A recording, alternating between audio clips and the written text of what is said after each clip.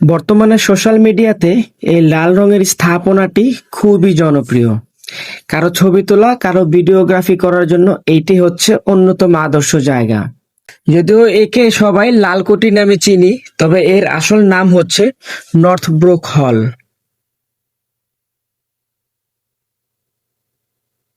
1874 সালে ভারতের governor general George bearing Northbrook Dhaka সফরে এলে এই সফরকে স্মরণীয় করে রাখার জন্য এই ভবনটি টাউন হল হিসাবে নির্মাণ করা হয়। 1879 সালের শেষের দিকে নর্থব্রুক হলের নির্মাণ কাজ শেষ হয়। ভাওয়াল রাজা রাজেন্দ্র নারায়ণ রায় চৌধুরী এটি নির্মাণের জন্য 10,000 টাকা দান করেন। তবে ভবনটি 1880 সালের 25শে মে উদ্বোধন করা হয়।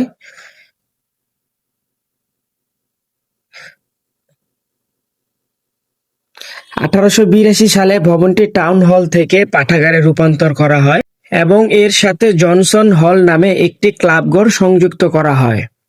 স্বল্প সংখ্যক বই নিয়ে পাঠাগারটির যাত্রা শুরু হলেও কয়েক বছরের মধ্যে এর বই সংখ্যা 10,000 ছাড়িয়ে যায়। 1887 সালে এই পাঠাগারের জন্য বিদেশ থেকে বই আনা হয়েছিল।